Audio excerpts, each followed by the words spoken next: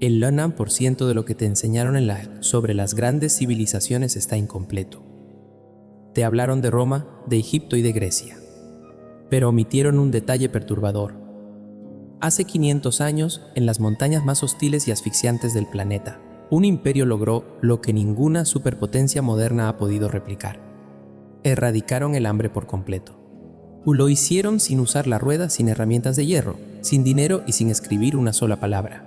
Imagina un territorio salvaje de más de 4.000 kilómetros de longitud. Una geografía brutal que hoy abarca desde el sur de Colombia, cruzando Ecuador, Perú y Bolivia, hasta clavarse en el centro de Chile y el noroeste de Argentina. Esto era el Tahuantinsuyo, las 4 regiones unidas. Un imperio que en menos de 100 años pasó de ser una pequeña tribu de pastores a la maquinaria estatal más eficiente de la historia humana. Pero aquí está la verdadera locura. Gobernar a 12 millones de personas en medio de abismos, selvas impenetrables y montañas que superan los 6.000 metros de altura parece imposible. Sin embargo, los incas no solo sobrevivieron, crearon un sistema de control social tan milimétrico que el emperador sabía exactamente cuántos pares de sandalias había en una aldea a 2.000 kilómetros de distancia. Y aquí es donde la historia se pone extraña. ¿Cómo controlas todo esto sin un alfabeto escrito? La respuesta a este enigma no está en tablillas de arcilla ni en pergaminos antiguos. Está en un pedazo de cuerda. Lo que los científicos modernos acaban de descubrir sobre estas cuerdas te va a volar la cabeza. Para entender el éxito absoluto del imperio inca, debes olvidar la idea de una población desordenada. Los incas operaban bajo una organización decimal que haría sudar a cualquier auditor moderno. No veían a su gente como una masa, sino como una hoja de cálculo humana perfectamente estructurada. La base de todo era la unidad familiar. 10 familias formaban un grupo supervisado por un líder local. 10 de estos grupos formaban una unidad de 100 familias. 10 de estas formaban 1.000, y así sucesivamente hasta llegar a bloques de 10.000 familias bajo el mando estricto de un gobernador provincial. Esta jerarquía fractal le permitía al Sapa Inca, el gobernante supremo, tener datos en tiempo real. Sabía cuántos hombres podían pelear, cuántas manos podían sembrar y quién necesitaba ayuda inmediata. Todo este censo constante se almacenaba en el quipu. Durante siglos, los historiadores europeos pensaron que estos collares de lana de alpaca y algodón con nudos de colores eran simples herramientas para contar ovejas. Estaban equivocados. Hoy sabemos que los quipus eran verdaderas computadoras andinas. Un sistema de código binario y táctil de una complejidad aterradora. Los nudos, sus posiciones, los colores de los hilos y la dirección de la torsión almacenaban bases de datos gigantescas. Un hilo amarillo representaba el oro, uno blanco la plata, uno rojo los guerreros. Registraban impuestos, leyes, censos de población e incluso crónicas históricas complejas. Los especialistas encargados de codificar y decodificar estos datos eran los Quipucamayok. Estos maestros de los nudos leían la información pasando los dedos sobre las cuerdas con una precisión quirúrgica. Gracias a esta tecnología, el Estado inca planificaba su economía a décadas vista. Pero tener datos precisos no sirve de nada si tu gente se muere de hambre. La solución inca a la pobreza es algo que los sistemas económicos modernos aún no logran descifrar. Escucha bien cómo funcionaba su economía porque te va a romper los esquemas. En el Tahuantinsuyo el dinero no tenía valor. El oro y la plata eran simples adornos estéticos, considerados el sudor del sol y las lágrimas de la luna. No había mercados financieros, ni inflación, ni compraventa con monedas. El motor del imperio era un concepto inquebrantable llamado reciprocidad. El Estado funcionaba a través de la mita. No era un impuesto en dinero, era un impuesto en tiempo y sudor. Cada ciudadano varón en edad productiva debía entregar unos meses de trabajo al año al Estado. Construían puentes colgantes, tallaban caminos de piedra, extraían minerales o levantaban templos colosales. A cambio, el trato era absolutorio para el gobierno. El Estado te daba todo: comida abundante, ropa de abrigo tejida, herramientas de alta calidad y protección militar. Era un contrato social a prueba de fallos. Mientras tú estabas a cientos de kilómetros cumpliendo tu mita, tus tierras en tu comunidad local, el Ayllu, no se quedaban abandonadas. Tus vecinos y familiares las cultivaban por ti. Nadie en el imperio era dueño de un pedazo de tierra de forma privada. El suelo le pertenecía al sol, al emperador y al pueblo. Cada año, la tierra se redistribuía con precisión matemática. Si te casabas, recibías un lote de tamaño estándar. Si tenías un hijo, te daban más terreno para cultivar. Si alguien enfermaba, sufría un accidente o enviudaba, la comunidad entera trabajaba su parcela. Este nivel de seguridad social extrema eliminó la pobreza de raíz y generó una lealtad inquebrantable hacia el Estado. Pero vivir en los Andes significa enfrentarte a sequías implacables, heladas nocturnas y terremotos que destruyen cosechas enteras. ¿Cómo logras que 12 millones de personas no mueran de hambre cuando la naturaleza decide atacarte sin piedad? La respuesta es ingeniería de supervivencia a una escala que asusta. Los incas vivían en un estado de paranoia productiva. Sabían que el desastre natural siempre estaba a la vuelta de la esquina. Por eso, transformaron las laderas verticales de los Andes en las máquinas agrícolas más eficientes del mundo antiguo mediante los famosos andenes. Estas terrazas escalonadas gigantes no solo evitaban que las lluvias torrenciales lavaran la tierra fértil montaña abajo. Eran auténticos laboratorios climáticos. Cada muro de contención de piedra absorbía el calor del sol durante el día y lo liberaba durante las noches heladas. Esto creaba microclimas artificiales en cada escalón. Podían sembrar maíz en los niveles bajos y cálidos, quinoa en el medio y decenas de variedades de papas resistentes a más de 4.000 metros de altura. Pero la verdadera magia de la supervivencia ocurría después de la cosecha. Los incas construyeron miles de colcas, silos estatales de almacenamiento estratégico distribuidos meticulosamente por todo el imperio. En estas estructuras de piedra, diseñadas con sistemas de ventilación aerodinámica, guardaban millones de toneladas de alimentos secos, armamento y textiles. Desarrollaron biotecnología rudimentaria, pero infalible para conservar la comida. Inventaron el chuño. Exponían las papas a las temperaturas bajo cero de la noche andina para congelarlas. Al día siguiente, las secaban bajo el sol abrasador, pisándolas para extraer hasta la última gota de agua. Esta papa liofilizada podía durar hasta 10 años almacenada en las colcas sin pudrirse. También secaban y salaban la carne de llama para hacer charqui. Cuando una sequía golpeaba una provincia, el Zapa Inca simplemente daba la orden, abría las coicas y distribuía el alimento a los damnificados. La hambruna estaba literalmente prohibida por ley. Toda esta comida, estos soldados y esta información vital necesitaban moverse rápido por el territorio más escarpado del mundo. Lo que construyeron para lograrlo hace que las famosas calzadas romanas parezcan simples caminos de herradura. Prepárate para conocer la red nerviosa del imperio. El Jopac, o Gran Camino Inca. Una obra titánica de más de 3.000 kilómetros de vías pavimentadas que cortaban la columna vertebral de Sudamérica, desde el calor ecuatorial de Quito hasta los valles fríos de Santiago de Chile. No eran simples senderos de tierra. Eran autopistas peatonales diseñadas para desafiar la gravedad. Esculpieron escaleras directamente en la roca viva al borde de precipicios de 1.000 metros de caída libre.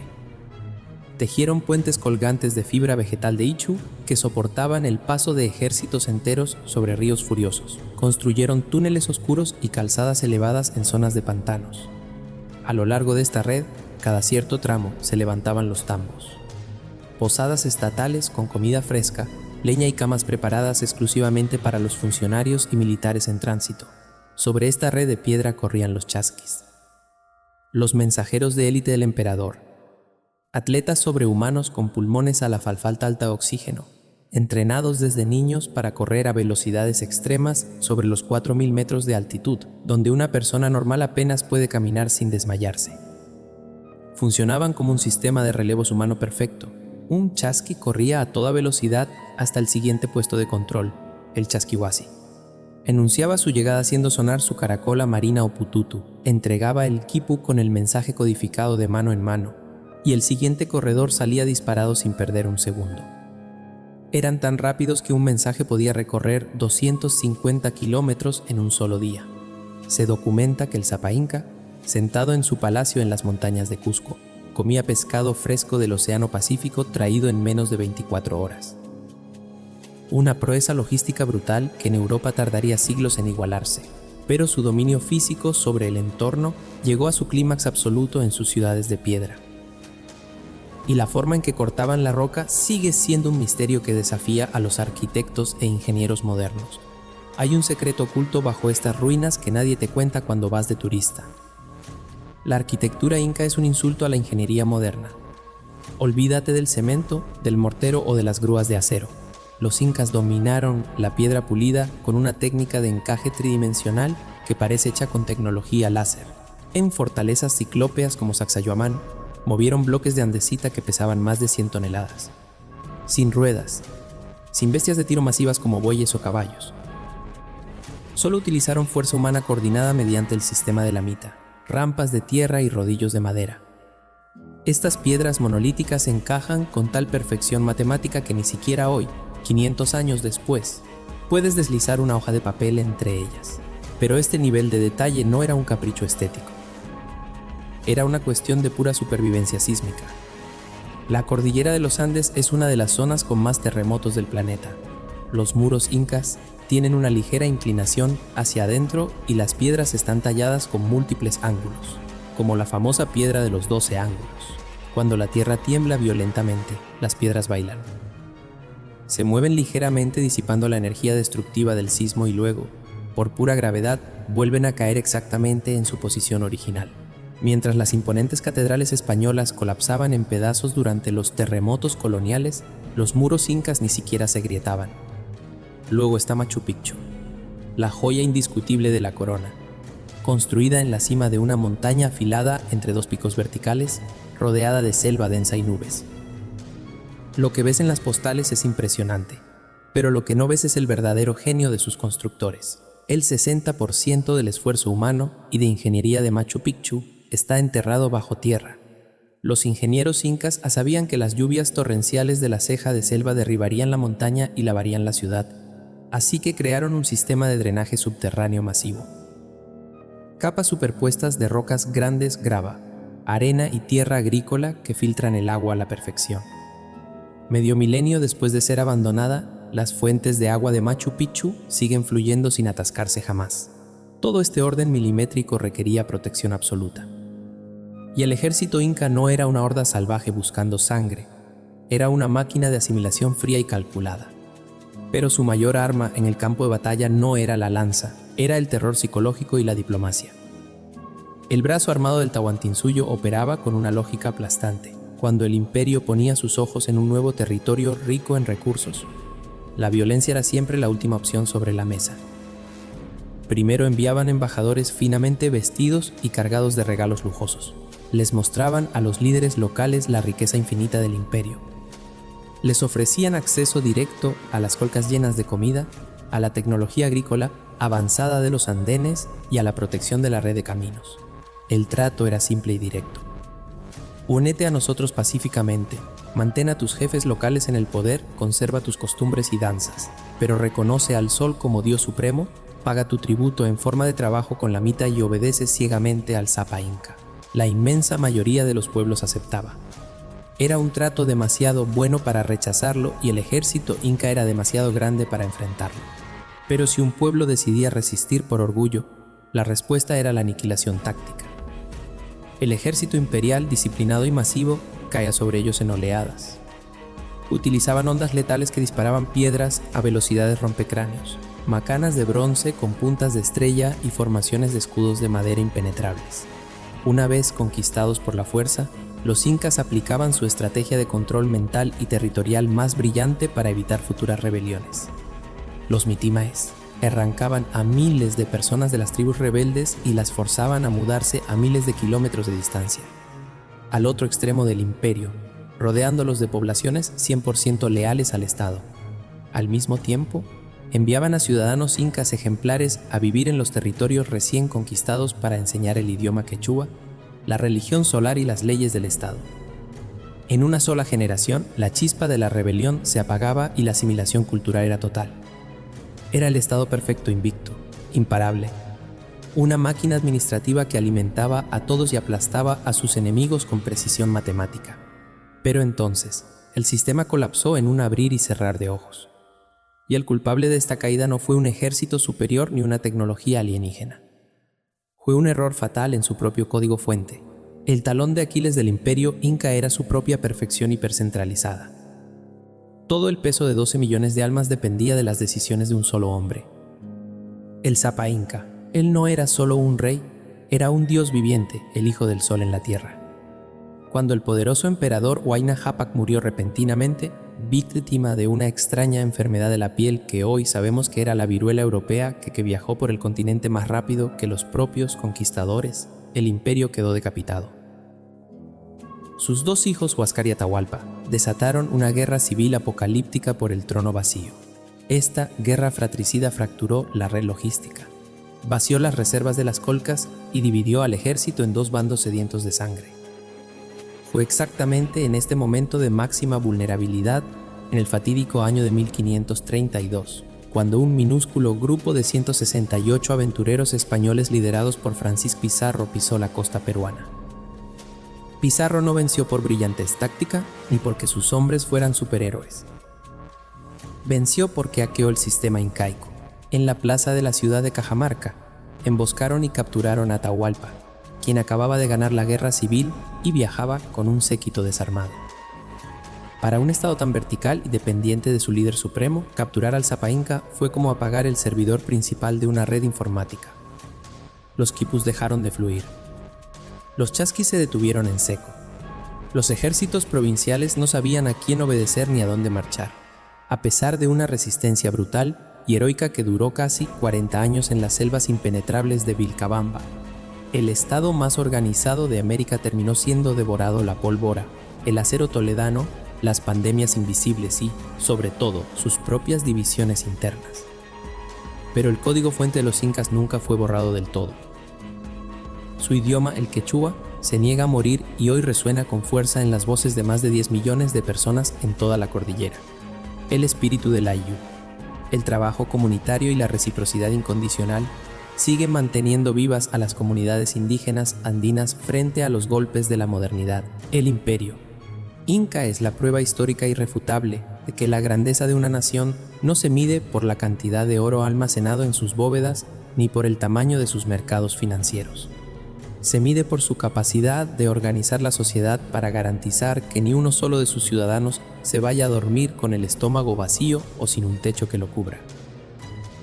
Fue un experimento radical y hermoso de armonía entre la administración pública, la furia de la naturaleza y el esfuerzo humano colectivo. ¿Qué pasaría si los gobiernos modernos de hoy aplicaran el principio de reciprocidad extrema de los incas en lugar de fomentar la acumulación individual desmedida? ¿Sobreviviría nuestro frágil sistema actual a una prueba de estrés ambiental como la que ellos dominaron? Comenta la palabra Epía aquí abajo y te enviaré un enlace exclusivo con un documento detallado en PIT sobre cómo leer los códigos secretos de los quipus incas de forma totalmente gratuita en las próximas 24 horas. Si crees que la ingeniería inca en las altas montañas fue un milagro imposible de replicar, espera ver lo que construyeron los aztecas sobre un lago pantanoso y venenoso para levantar una metrópolis flotante más grande y limpia que Londres o París. Pero esa historia de sangre, agua y cuchillos de obsidiana te la contaré en el próximo episodio.